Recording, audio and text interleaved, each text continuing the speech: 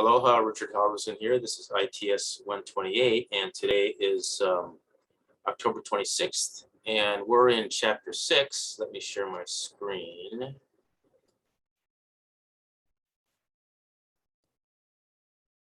And we're actually here on the calendar, but we're still finishing up Chapter 6. We only got to like 6.12 last time. And 6.12 is, let's see it here, we got to 6.12. 6.12, you can see up here in the section, I think if you can see that. And that was function arguments, and we had a discussion about function arguments and mutability, and when you pass them and you change them inside, does it change on the outside? So here we set Timmy's age to 7, and we call birthday, and we pass it Timmy's age, and then inside birthday we change this thing. Does it change out here? Well, no, it doesn't, because it creates a new copy inside the function. But sometimes it does not. Sometimes it does not create a new one. If it's a list, it doesn't create a new one. It's a list is as they say, mutable or changeable, or a list can mutate. Whereas otherwise, when you're passing a string or an integer, a copy is created. So they say that it's not mutable. You can't change it. So anyway, that's this discussion here, passing function arguments, and section 6.13 talks about some additional features in Python. You can there's defaults for arguments if you don't specify, and then there's also like other ways to pass the parameters. Here, for example, okay, this is just passing a bunch of parameters, but you know, you might get mixed up with, you know, which one is which. In this example, for example, you're passing all these things, and you might get mixed up. You can do it this way, where you actually say title is equal to this, publisher is equal to that, and that way they can be in any order. You can mix them up, and because you're specifying, you know, the name of the value, then you can do it that way.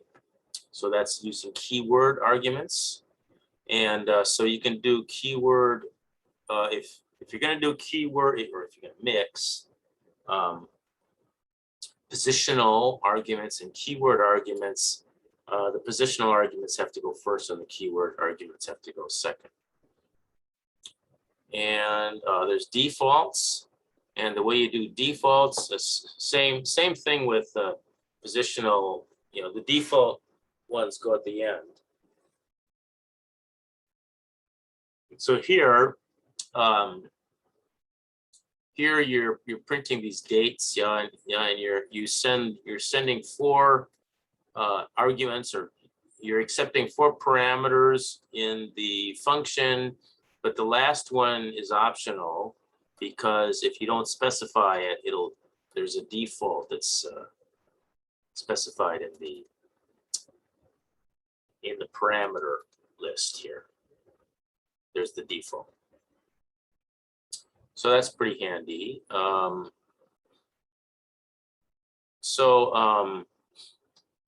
You know how we talked about mutable and immutable objects. Sometimes you might want a common error is to provide a mutable object like a list as a default parameter. Yeah, you can't really do that because it changes.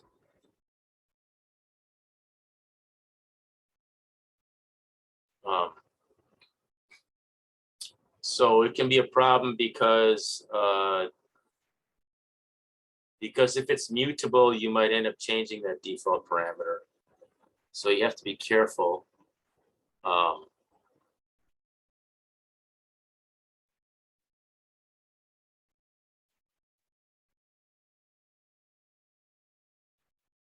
So here's an example of where you can get messed up if you have a list. If you specify a default parameter like this, and my list is my list, and you're going to specify it as an empty list, and then down here you append a value to my list. Well, now it's appended. Now it doesn't work anymore, I guess. Let's see. So this gets once this gets executed, my list gets appended, and then we print out, and then we execute this. And even though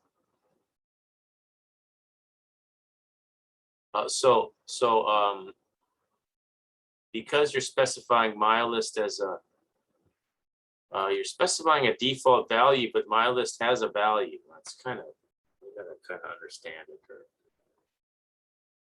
you have to wrap your mind around it. But the point is that this is this is mutable. So once this executes, this actually changes, and then when this actually executes again, it has a value. So here, the value gets appended onto what was already there. And when you print out numbers now, it's going to print out, the 50 is still there, basically, because of the first one. And if you don't want to do that, then you do something like this.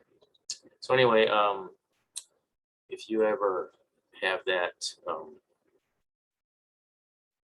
happen to do that, here it talks about mixing keyword arguments with default parameters.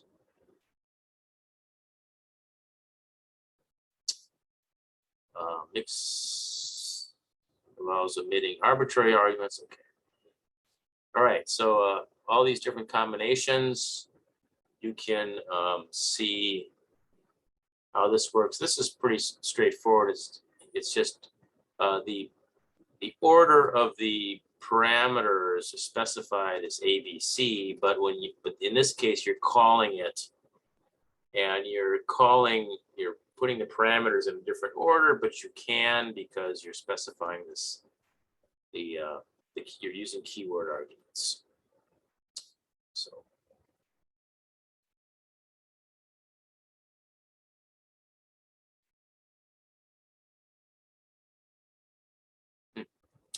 What's this?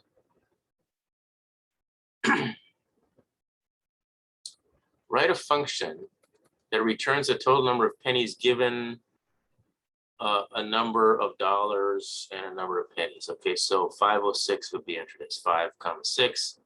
$4 would just be entered as 4.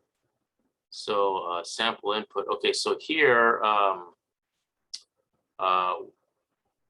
guess we print it out. Okay, so we call number of pennies twice.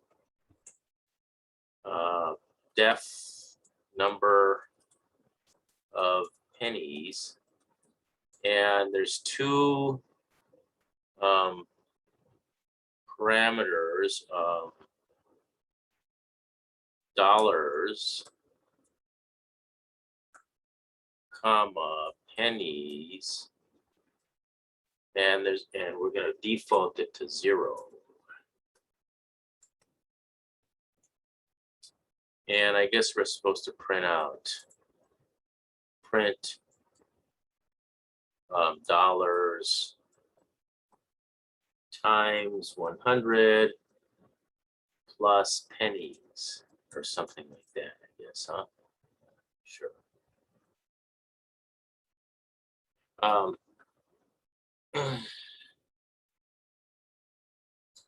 So yeah, so the first thing that executes is this, and so when it executes, it's going to call this. But before this is actually called, it has to know what the arguments are. There's one here and there's one here.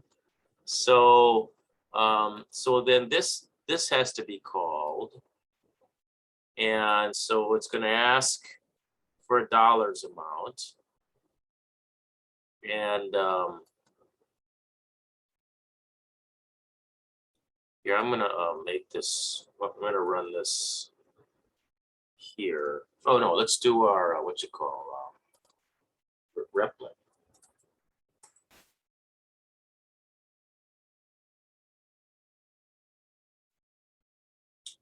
My replets.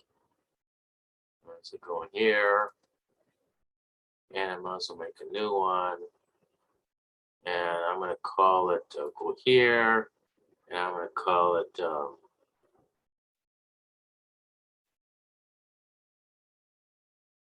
number of pennies. Number of pennies. Whatever.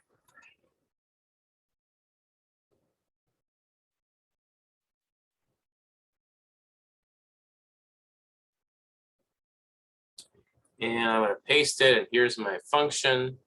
And because I want to do this and I want it to be meaningful, I'm going to say enter dollars.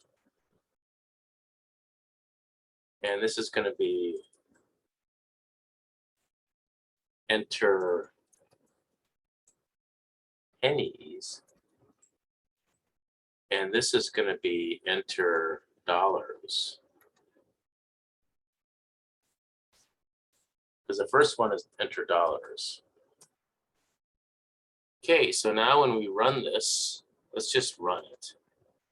And enter dollars, and I'm going to say $5.25. None. What's none?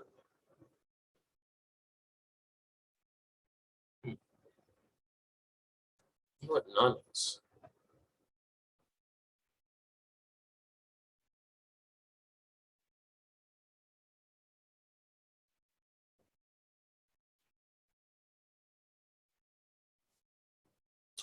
Well, $4. No, I wonder why it says none. Do we know why it says none?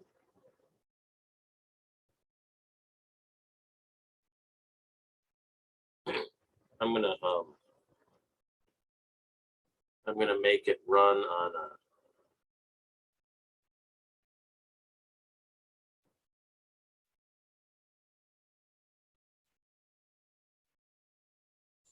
let's see, let me open up a command prompt. CMD. And I'm gonna go to, I'm gonna say Python def number of pennies, dollars, comma, pennies equals 0.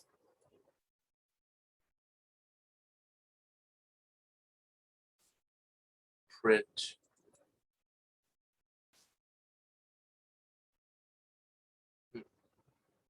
dollars times 100 plus pennies. That prints that, and now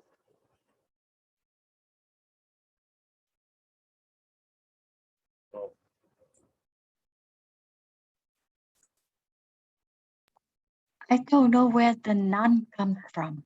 yeah, that's what I'm wondering too. And so I was going to try to run something else, but I tell you, there's something easier. I'm just going to see if it works. See if this, I'm just going to go back to here and see if it accepts this.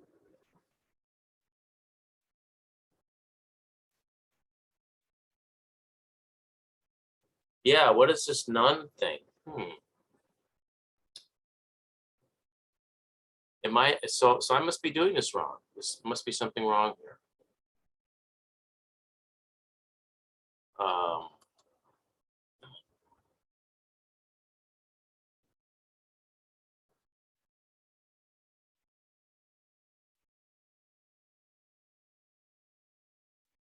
All right, so it's default parameters. Default parameters.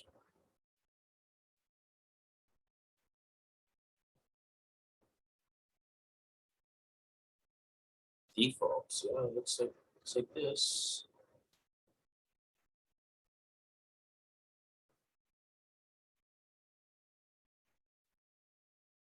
Well, I have to say I'm baffled. Okay, well, I'll tell you what I'm gonna do. This total equals this.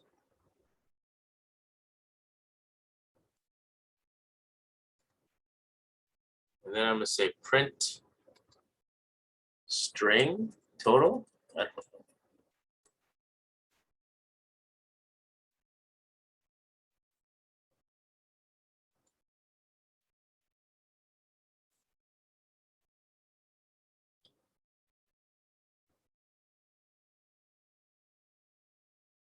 Just do it. Let's see. Let's see if the teacher's manual gives me the solution. This is 6.1.3. 6.13.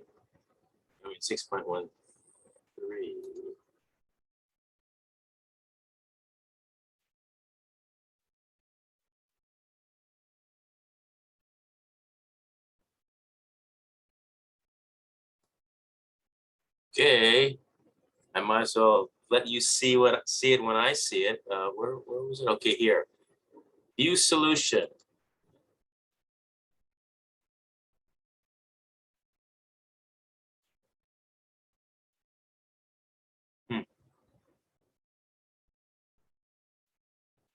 Oh, what? Oh, I know why. I feel dumb now because and this is being recorded. I feel dumb. Look what I forgot. I should just return. Why? Because the print statement is out here. And I was printing it inside the function. See, so this is the problem. It should be returned. I should be returning this.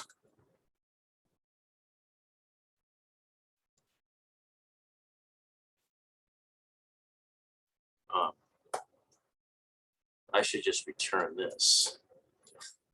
It works. Huh? It works with the return.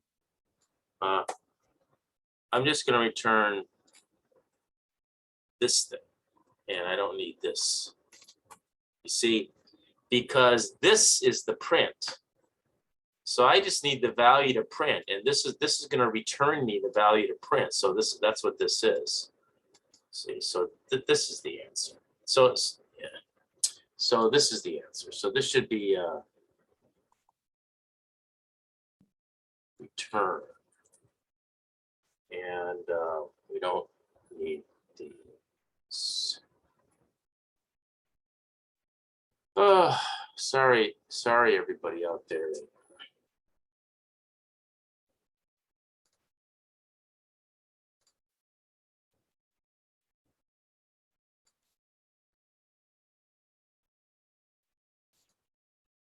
Stop. Okay, now let's run. Why isn't it running? You know why it's not running? Ah, there we go. Yeah. 5, 6. Yeah, there we go. 4. Okay. Sorry I wasted your time. So yeah, so this should work.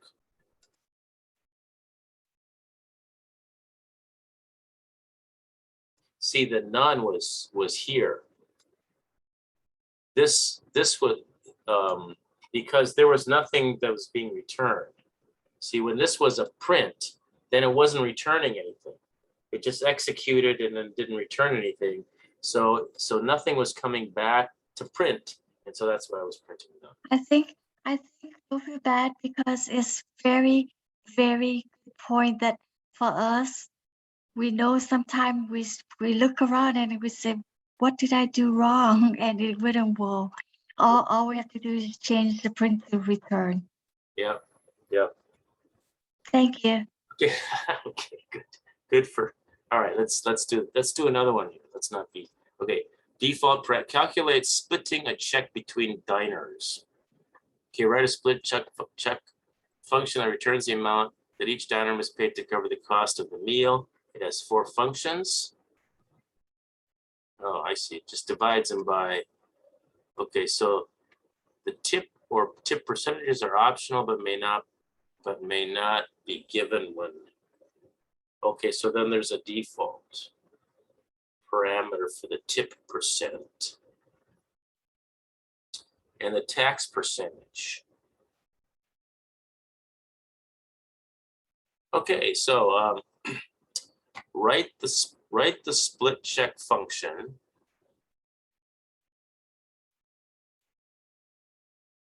Okay, calculate the amount of the tip and the tax, add it to the total bill, then divide by 4. Okay, so it's going to be a split check. Parentheses, and there's going to be a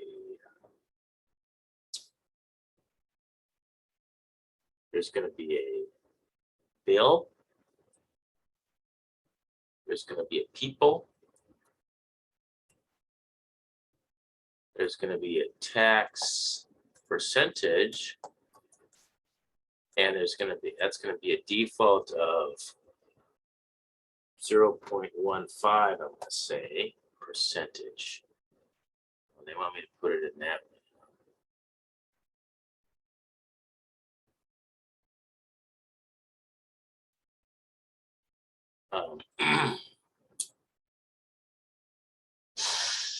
Okay, so they do, no, they want me to put it in. This is the tax percentage, and that's 7.5% tax.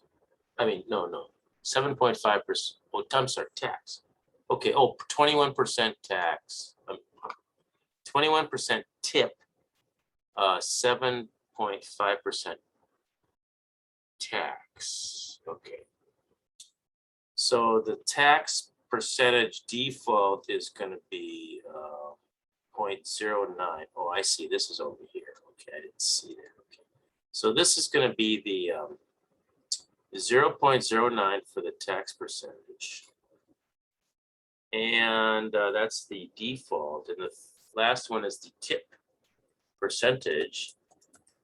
And that's going to, the default for that is going to be 0.15. Close colon.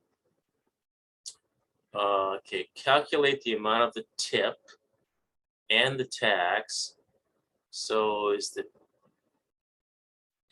tip, does it make a difference if we apply the tip first and then the tax to the tip, or the tip? Okay, no, I don't think it makes a difference because multiplication is commutative. So I'm going to say I'm going to create a new variable total, and that's going to equal to well, let me just say tip equals yeah, the tax is to go to tip is going to be bill times tip percentage. Okay, that's the tip. And then we got to compute the tax. The tax is probably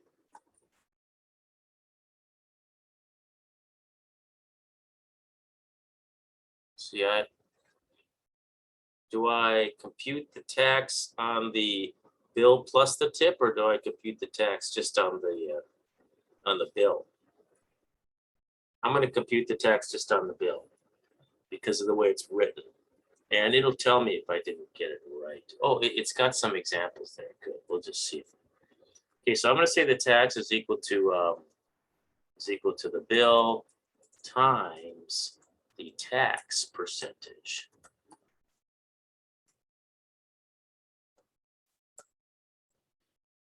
And then I'm going to say the total equals the bill plus the tip plus the tax. And I'm going to say I'm supposed to return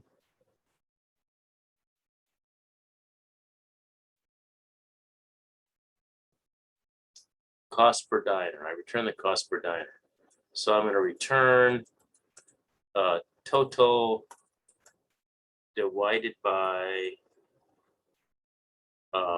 people. So that's what I'm going to return. And this inputs the bill, and this inputs the people.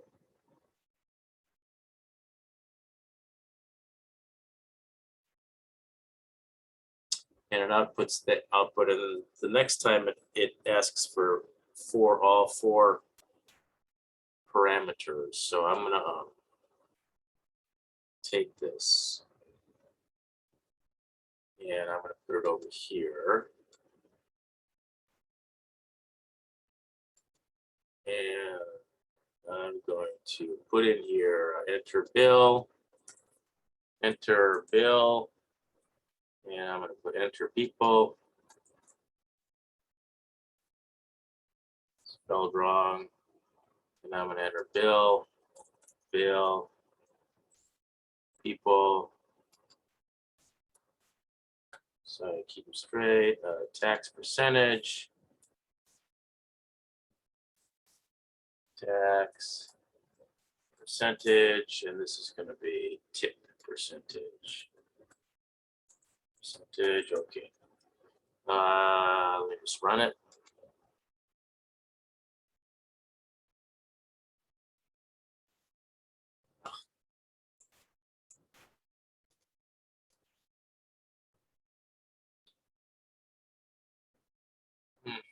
I should have.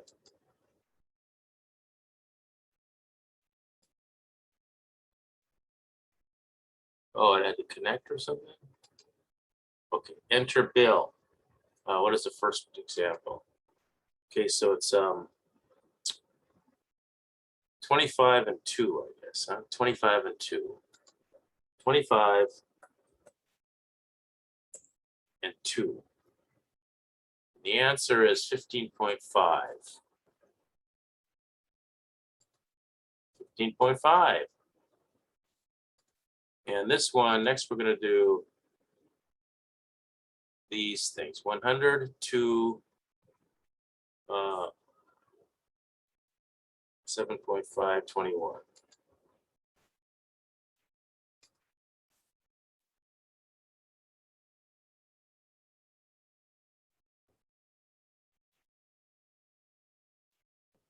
What was it? 0.21 or something?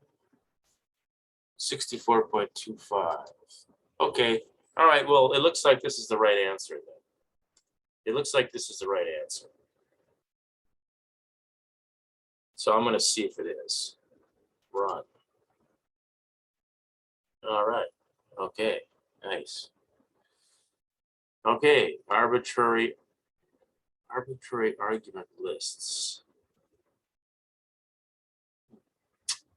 Okay. Gee, I didn't know you could do this, but you know, Python, all these nice features.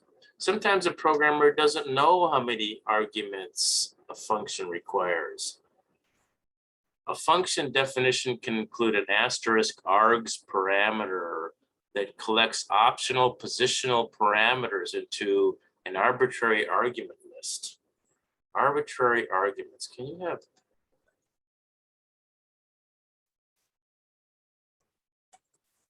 I'm going to try a different language.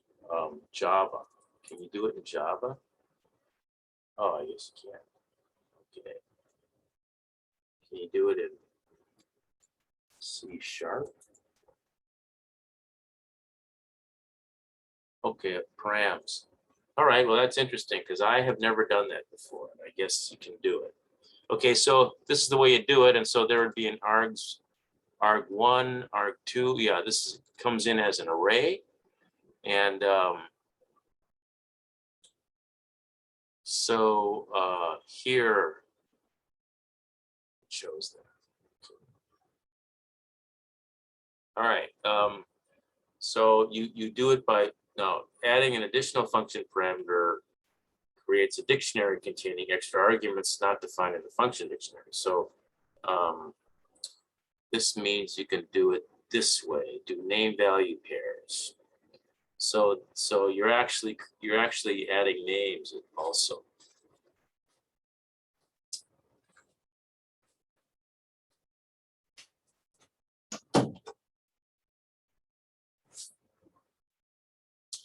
So that can be handy.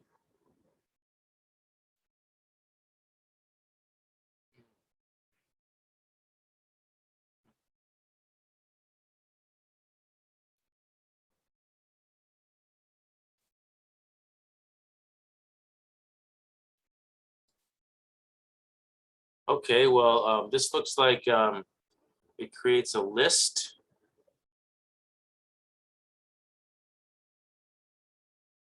And the first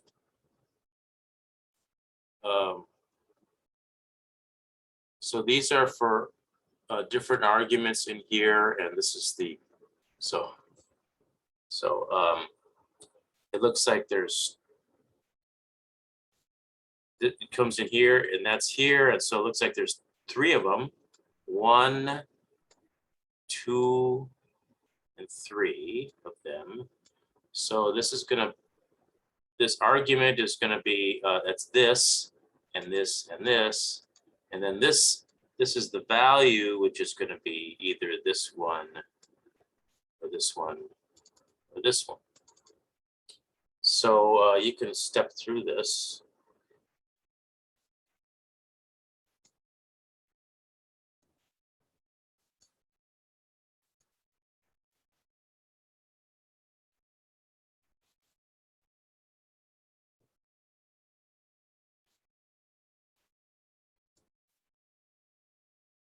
I see the first one, there were no arguments, so that's why it skipped this middle thing.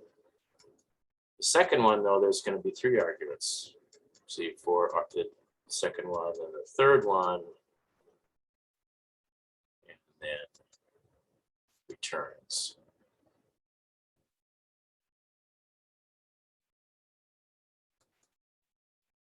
So anyway, you can step through that again, make sure you understand what's going on. Multiple function outputs. Oh, okay. So yeah, of course the way you can return more than one thing is you can do something like this.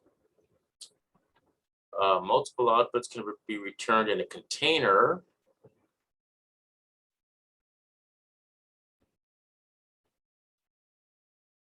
So you're going to call a function here, and you pass it a list. And it computes the average of whatever, loops through and loops through the scores, figures out the standard deviations, score minus the mean squared, standard deviation, and then it's going to return 2 values. 1 value, comma, second value, and so it's going to return. So when you call this, because it's going to return 2 values, you can put 2 variables over here, and of course, this one is going to go into there, and this one is going to go into there. Then you can reference somewhat just separately, like separate variables. So that's pretty handy. And every language I know has something like this, but it often, or at least it often still has to be passed back as a single object, but that object can be an array. I mean, it can be an array with 2 elements. So but you wouldn't really do it this way. You would say that this is an array, and then you could split the array out. But anyway, it's the same idea. Very handy. So here, this is a large program could contain many functions. A programmer should document each function by giving a high-level description. The doc string is a literal string placed on the first line of a function body. This thing, and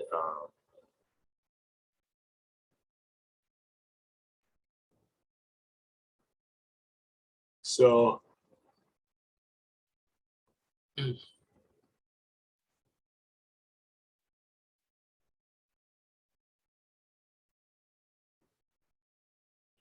so this thing, we run it.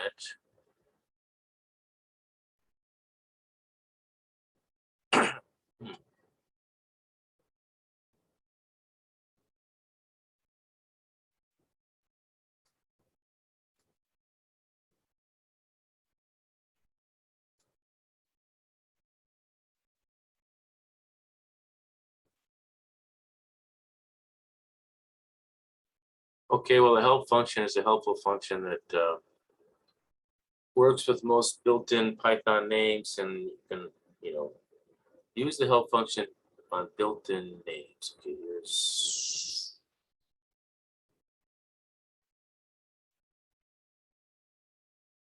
gives it a name, functions in it, so on.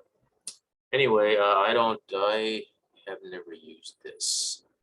All right, what's next? 17, we're getting towards the end here. What time is it?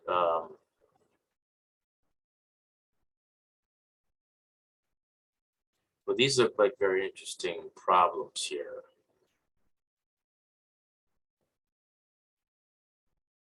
So you can work through these, and if you have any questions, I can help you with it. All right, should we do some labs? Okay, miles to track laps. 1 lap around a standard high school. Didn't we do this before? All right, I think we did this. we did this one. Yeah. I Okay. think you did this the last time.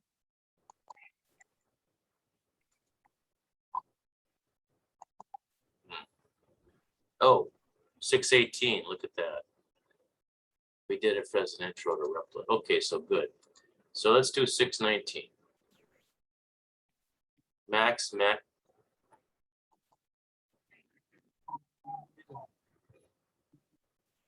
All right, well, these are really easy. Write a function max magnitude with 2 integer input variables returns the largest magnitude value. Use the function in a program that takes 2 integer inputs and outputs the largest magnitude value. Oh, okay. So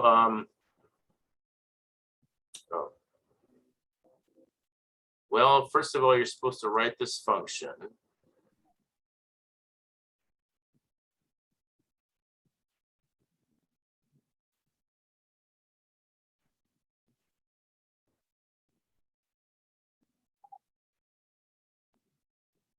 Your program must define and call the following function. So I'm not sure what, well, let's just do it. Okay, this is a lab, and this could be like okay, so let's just do it and see what happens. Okay, so we have to define a function called this, and I'm just gonna put this here.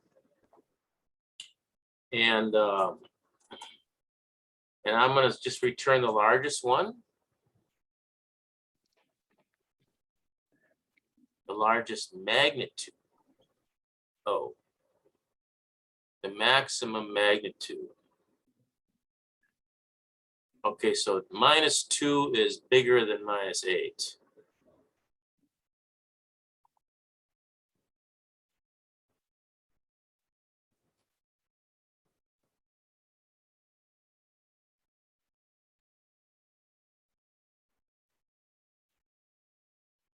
What's this? The function does not just return the largest value.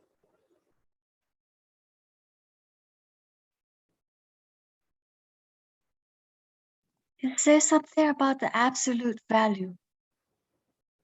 Does that mean we have to use that absolute to convert it?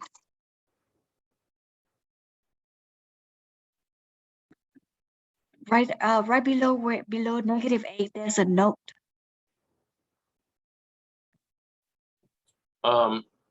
Right below negative. Right here, right down. Go further, a little further down. Next line. Yeah, into your function. Yeah, it said notes right there underneath, right underneath it. It's that's the part that I don't understand. Oh, That note. oh, oh, it's saying not largest value, it's the maximum magnitude sense. So magnitude is how far away it is from 0. Okay, so yeah, so -8 is farther away from 0 than -2. Okay, so are we supposed to use the, though not necessarily, you may use the built-in absolute value function. Okay, so so that, what's the absolute value function? We're at math, Python, math, ABS, is that it? I guess so. Why do we just use ABS?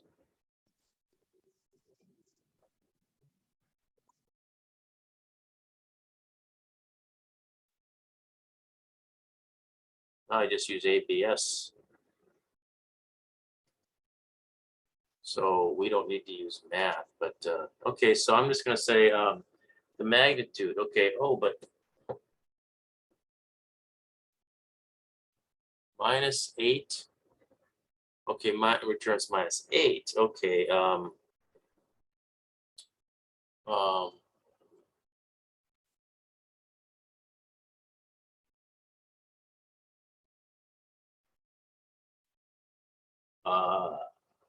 if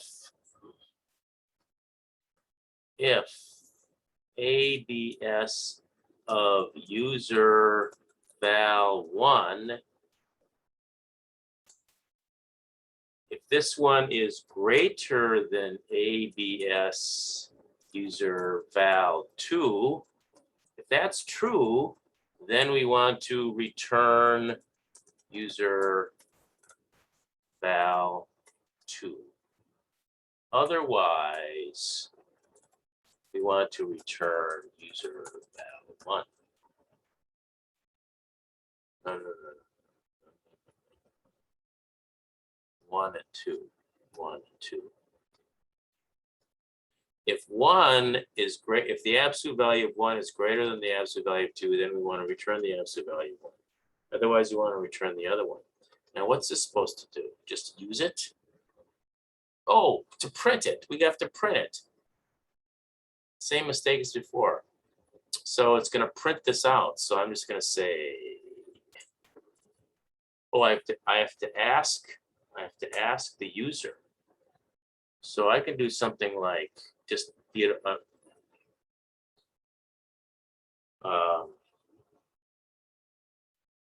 val1 equals int input.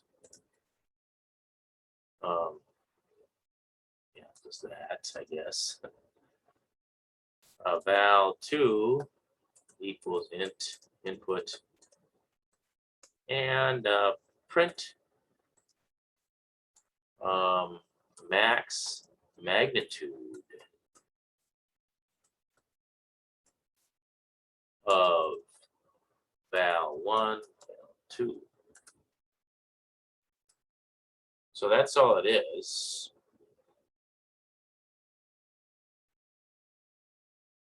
So if we put in -8 -2, -8 -2, we should get 8. Whereas when we put in 5 and 7, we should get 7.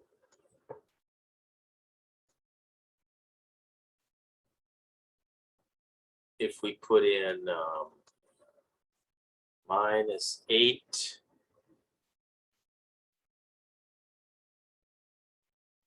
plus 6 would be -8, because it's larger magnitude. All right, well, anyway, okay, so oh, we have time. I'll do another one. Driving costs. Oh, okay, so this is that one again. Okay. So write a program with a car's miles per gallon. Write a program with the car's miles per gallon and gas dollars per gallon. using floats as input, output the gas cost for 10 miles, 50 miles, 400 miles, and use that formatting thing. Okay, so our function is going to be this. So let me just copy this and put it here. Make sure to put my colon there. And I'm supposed to return some cost, huh? So a cost is going to be, does it give me some sort of,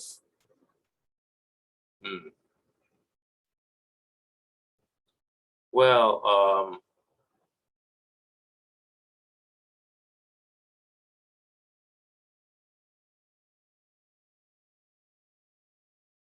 all right, I've got, let me try to,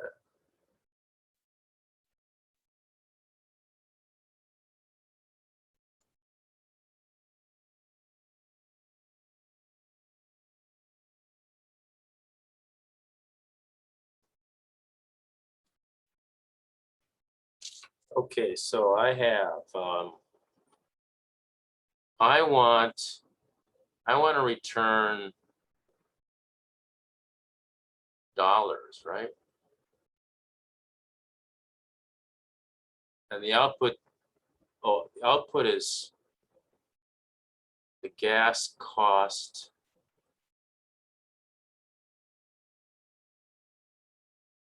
I see you input this, this, and this, and it outputs the gas cost for, okay, so it's going to output dollars. So we have miles per gallon.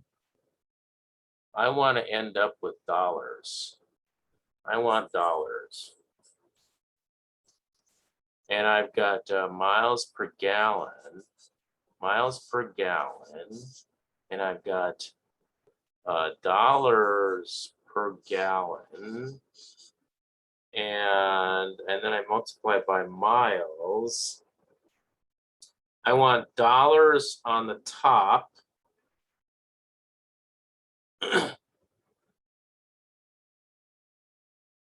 So I want dollars on the top. So and I want to be able to cancel out gallons.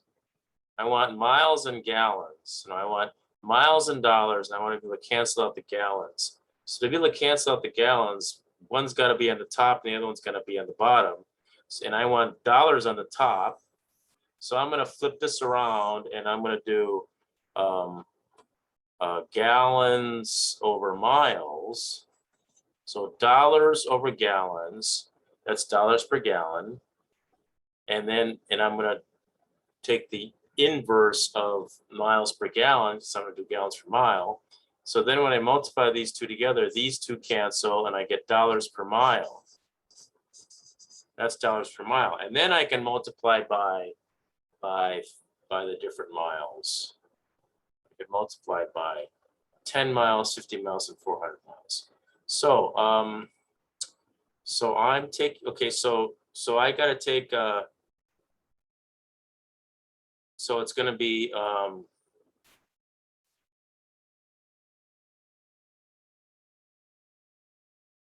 the first one is miles. Okay, miles.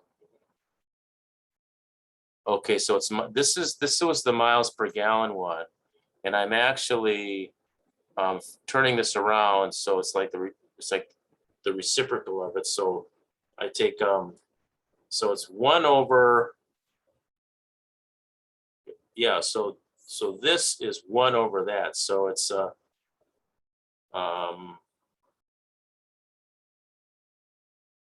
it's going to be dollars per gallon. Okay, so I want the cost equals dollars per gallon. Okay, that's this one here. That's this. That is this one, dollars per gallon. And then I'm gonna divide by miles per gallon, because really I want to multiply it by gallons per mile. That's the same as dividing by miles per gallon. So I'm gonna divide by miles per gallon. Okay, and that will give me, dollars per mile, because yeah. So it's, we had dollars per gallon. That's this. Dollars per gallon. That's this. Divided by miles per gallon, which is times gallons per mile, and that's going to give us this dollars per mile. So now this equals dollars per mile, and then we multiply that by the number of. So this is dollars per mile. Here, I'm going to do this, make this easier. Dollars per mile. Dollars per mile. Okay, yeah, dollars per mile. Dollars per mile equals dollars per gallon divided by miles per gallon.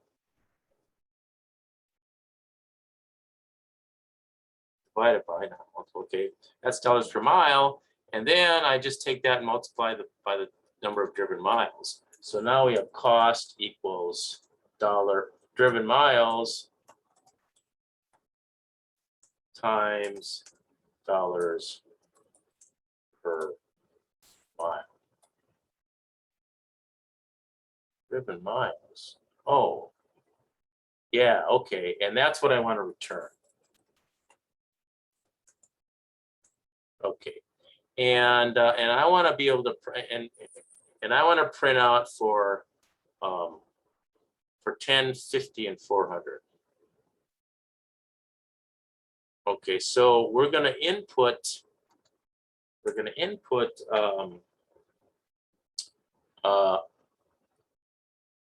miles per gallon.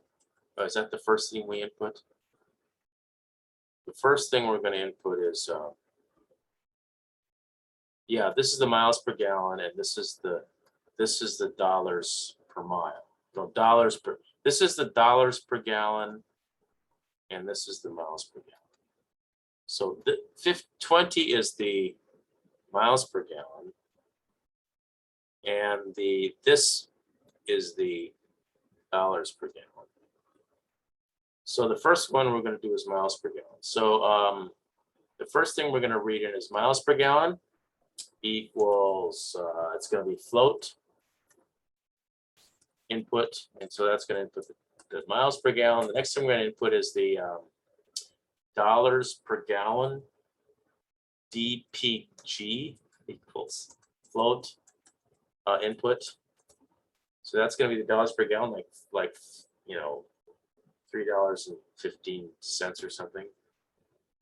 And then we're going to print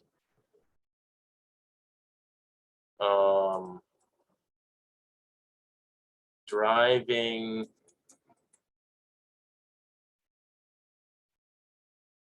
I'm going to just driving 10 miles is equal to driving cost of 10 miles, comma, miles per gallon, comma, dollars per gallon. And driving, was it 50? 50 is equal to driving cost 50, comma, miles per gallon, comma, dollars per gallon. And driving 400. 400 equals driving cost 400 miles per gallon, DPG. Okay, so we read in the miles per gallon and the dollar, how much it cost, and then we call our driving cost function these 3 times. Each time we're using a different driven miles. We compute this dollars per mile. Okay, so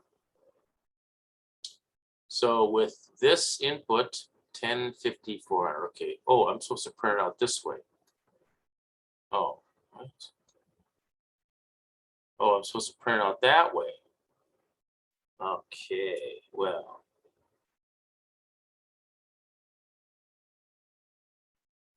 Well, whatever. Driving 10 driving 50, driving 400. All right. And we're going to use these numbers because I want to see them work. 20 here, and let's run it. 158, 790. 158, 790, 6320. Okay. Well, anyway, you can do the rest. Hope that helped. We finished at 620. 620.